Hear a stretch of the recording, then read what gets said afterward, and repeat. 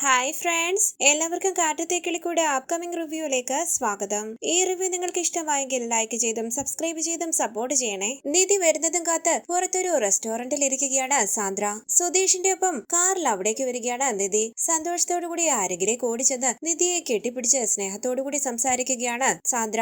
സുധീഷ് അരികിലേക്ക് വന്ന ഏട്ടത്തേന്ന് വിളിക്കുമ്പോൾ സാന്ദ്രയെ ഇഷ്ടപ്പെടാത്ത രീതിയിൽ അകത്തേക്ക് കയറി പോവുകയാണ്. നിധി സാന്ദ്രയുടെ വിളിക്കുന്നുവെങ്കിലും സാന്ദ്ര തിരിഞ്ഞു നോക്കുന്നില്ല. നിധി വിഷമത്തോടുകൂടി സുധീഷിനെ നോക്കുമ്പോൾ സുധീഷ് പറയുന്നു, ഞാൻ ഇവിടെ തന്നെ വെയിറ്റ് ചെയ്തോളാം, പോയി ഏട്ടത്തിയുമായി സംസാരിച്ചിട്ട് വാ. സോറി സുധീഷ് എന്ന് പറഞ്ഞ് നിധി വിഷമത്തോടുകൂടി സാന്ദ്രയുടെ അരികിലേക്ക് ചെന്നിരിക്കുകയാണ്. സാന്ദ്ര പറയുന്നു, നിധി വീട്ടിൽ വെച്ച് നിന്നോടൊന്നും സംസാരിക്കാൻ പറ്റില്ല. ഇപ്പൊ ഞാനിവിടെ ഒരു കല്യാണത്തിന് വന്നതാണ്. നിന്റെ ചേട്ടനോട് ഫ്രണ്ടിനെ കണ്ടിട്ട് വരാമെന്ന് പറഞ്ഞാണ് ഞാൻ നിന്നെ കാണാൻ വന്നത്. സോറി നിധി, അന്ന് ഞാൻ നിന്നെ വീട്ടിലേക്ക് വിളിച്ചത് അമ്മ നിനക്ക് സർട്ടിഫിക്കറ്റ് തരുമെന്ന് കരുതിയാണ്. പക്ഷെ നടക്കാൻ പാടില്ലാത്തതാണ് അവിടെ നടന്നത്. തുടർന്ന് സാന്ദ്ര ചോദിക്കുന്നു, സൂര്യയെ നിനക്ക് ഇഷ്ടമല്ലാന്ന് എനിക്കറിയാമായിരുന്നു. പക്ഷെ നീ എപ്പോഴാ സുധീഷിനെ പ്രണയിക്കാൻ തുടങ്ങിയത്? അത് നീ എന്നോട് പറഞ്ഞില്ലല്ലോ. നിധി പറയുന്നു, ഞാൻ ആരെയും പ്രണയിച്ചിട്ടില്ല. സാന്ദ്ര ചോദിക്കുന്നു, പ്രണയിച്ചിട്ടില്ലെന്നോ? പിന്നെ എങ്ങനെയാ നിന്റെ കല്യാണം നടന്നത്? നിധി പറയുന്നു, ഞങ്ങൾക്ക് രണ്ടുപേർക്കും ഈ കല്യാണം ആക്സിഡന്റ് ആയി നടന്നതാണ്. അങ്ങനെ നടന്ന കാര്യങ്ങളെല്ലാം സാന്ദ്രയോട് പറയുകയാണ് നിധി. സുധീഷിന്റെ ഒപ്പം തിരുവനന്തപുരത്തേക്ക് പോയതും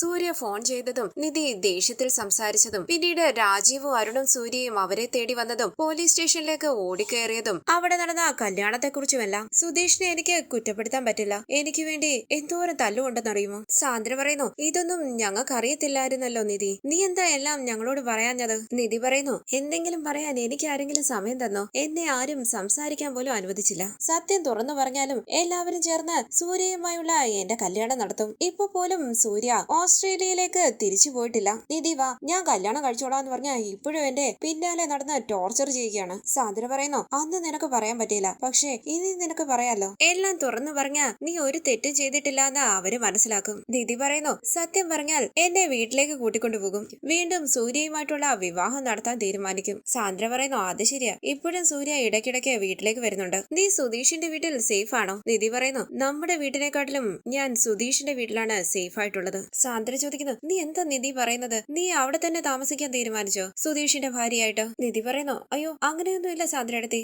ഞാൻ ഇതൊരു കല്യാണമായിട്ട് പോലും കണ്ടിട്ടില്ല.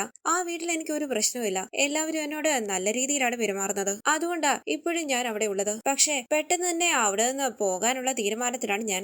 സാന്ദ്ര ചോദിക്കുന്നു, നിങ്ങളുടെ കല്യാണം രജിസ്റ്റർ ചെയ്തോ? നിധി പറയുകയാണ്, രജിസ്റ്റർ ആയിട്ടില്ലെന്നാ ആദ്യം ഞങ്ങൾ വിചാരിച്ചത്. പക്ഷെ പോലീസ് സ്റ്റേഷനിൽ വെച്ച് കല്യാണം കഴിച്ചത് കൊണ്ട് അവര് തന്നെ മാരേജ് രജിസ്റ്റർ ചെയ്തു. സർട്ടിഫിക്കറ്റ് കയ്യിൽ തരികയും ചെയ്തു. മാരേജ് സർട്ടിഫിക്കറ്റ് വാങ്ങിച്ചപ്പോഴാണ് ഞങ്ങൾക്ക് തന്നെ മനസ്സിലായത് നിയമപരമായിട്ട് ഞങ്ങളുടെ കല്യാണം കഴിഞ്ഞു എന്ന്. സാന്ദ്ര പറയുന്നു, നിങ്ങൾക്ക് രണ്ടുപേർക്കുമാണ് ഇത് ശരിക്കുള്ള കല്യാണം അല്ലാത്തത്. പക്ഷെ ഇത് നിയമപരമായി നടന്ന കല്യാണമാണ്. ആദ്യമേ നിങ്ങൾ ഡിവോഴ്സ് വാങ്ങണം. മറ്റൊരു വഴിയില്ലാത്തത് കൊണ്ടല്ലേ നിങ്ങളുടെ കല്യാണം നടന്നത്. അതുകൊണ്ട് തന്നെ പെട്ടെന്ന് ഡിവോഴ്സ് നടത്തണമെന്ന് നിനക്ക് തോന്നിയില്ലേ? നാളെ നിങ്ങൾക്ക് രണ്ടുപേർക്കും ഓരോ ജീവിതം ഉള്ളതാണ്. അതൊക്കെ നടക്കണമെങ്കിൽ ആദ്യം നിങ്ങളുടെ ഡിവോഴ്സ് നടക്കണം. നിധി പറയുന്നു, ശരിയാ, എന്റെ കാര്യം പോട്ടെ, ഞാൻ കാരണം സുധീഷിനൊരു ജീവിതം കിട്ടത്തില്ല. സാന്ദ്ര പറയുന്നു, സുധീഷിന് മാത്രമല്ല നിനക്ക് ഈ ഡിവോഴ്സ് വളരെ പ്രധാനമാണ്. പിന്നെ എന്ന് പറഞ്ഞ് നീ ഡിവോഴ്സ് മാറ്റി വെച്ചാൽ പിന്നീട് സുധീഷ് നിനക്ക് ഡിവോഴ്സ് തരില്ല എന്ന് പറഞ്ഞാൽ എന്ത് ചെയ്യും? ഇപ്പൊ നീ സുധീഷിന്റെ വീട്ടിലാണ് താമസിക്കുന്നതും. ഇതൊക്കെ ഒരുപാട് റിസ്ക് ഉണ്ട് നിധി. ആദ്യം നീ ഒരു നല്ല വക്കീലിനെ കണ്ട് ഡിവോഴ്സ് വാങ്ങും. ലീഗലി നിങ്ങൾ സെപ്പറേറ്റ് ആയാൽ പകുതി പ്രശ്നം തീരും. തുടർന്ന് രാത്രി നിധി സ്വപ്നം കാണുകയാണ് സുധീഷ് ഡിവോഴ്സ് തരില്ല,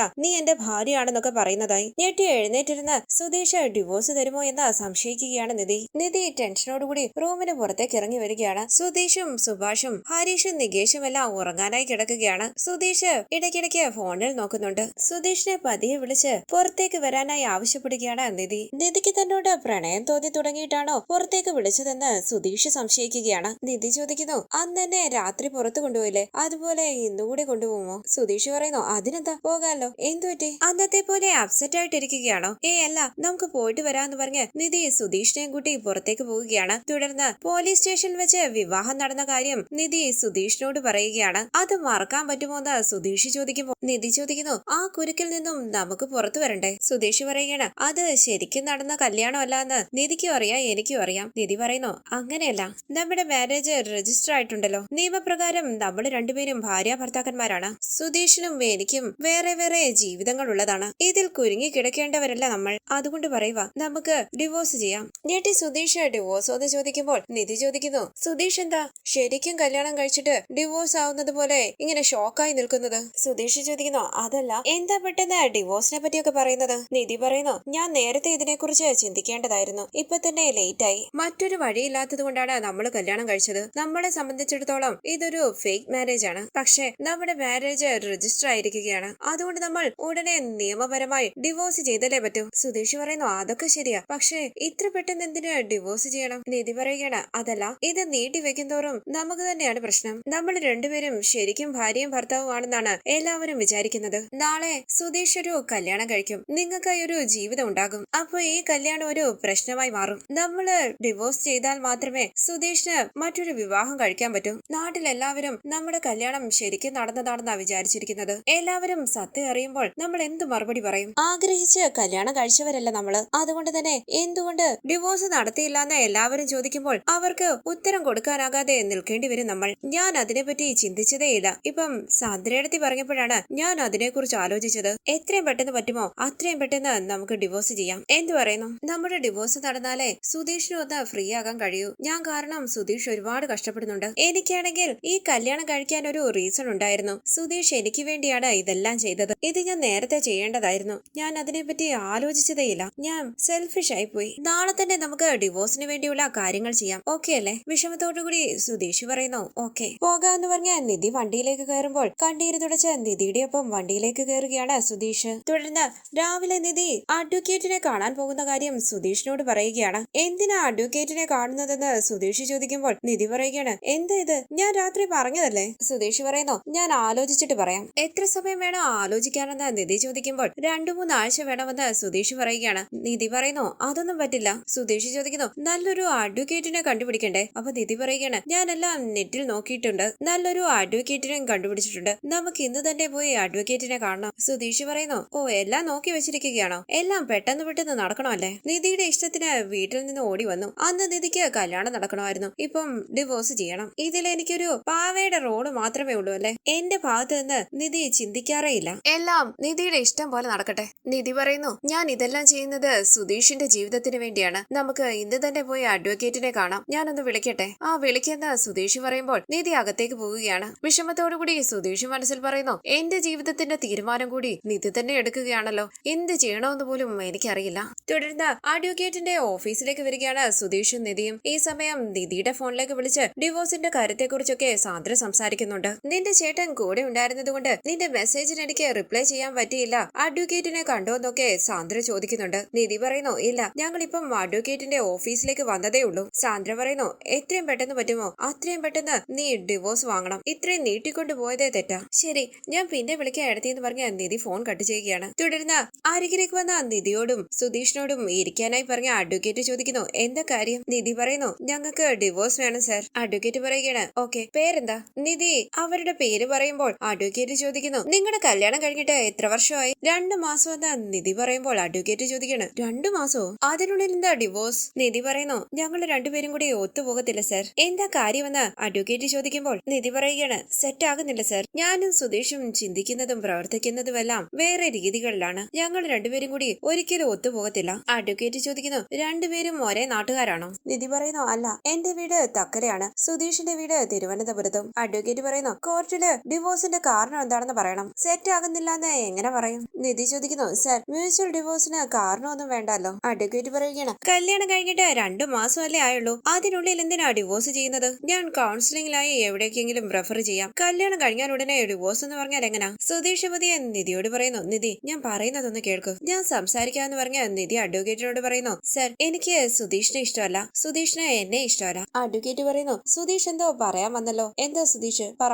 സുധീഷിനെ സംസാരിക്കാൻ അനുവദിക്കാതെ നിധി പറയുന്നു, സുധീഷും ഇത് തന്നെയാണ് സർ പറയാൻ വന്നത്. ഞങ്ങൾക്ക് കൗൺസിലിംഗ് ഒന്നും വേണ്ട, ഞങ്ങൾക്ക് ഡിവോഴ്സ് മതിയെന്ന് നേരത്തെ തീരുമാനിച്ചിട്ടാ വന്നത്. നിങ്ങള് കേസ് എടുക്കത്തില്ലെങ്കിൽ പറഞ്ഞു, ഞങ്ങള് വേറെ അഡ്വക്കേറ്റിനെ കണ്ടോളാം. അഡ്വക്കേറ്റ് പറയുന്നു, ഓക്കെ, നിങ്ങളുടെ ഡീറ്റെയിൽസ് എല്ലാം എന്താ? ഞാൻ ആദ്യം ഡിവോഴ്സ് ഫയൽ ചെയ്യാം, പിന്നീട് ഹിയറിംഗ് ഡേറ്റ് പറയും, അന്ന് കോർട്ടിലോട്ട് വന്നാ മതി. നിധി പറയുന്നു, ഓക്കെ സർ. എന്തൊക്കെ ഡീറ്റെയിൽസ് ആണ് വേണ്ടത്? മാരേജ് സർട്ടിഫിക്കറ്റ് ഉണ്ടോ എന്ന് വക്കീല് ചോദിക്കുമ്പോൾ നിധി പറയുകയാണ്, ഉണ്ട് സർ. അങ്ങനെ നിധി മാരേജ് സർട്ടിഫിക്കറ്റ് എടുത്ത് കൊടുക്കുകയാണ്. അത് നോക്കിയിട്ട് അഡ്വക്കേറ്റ് ചോദിക്കുന്നു, പോലീസ് സ്റ്റേഷനിൽ വെച്ചാണോ കല്യാണം നടന്നത്?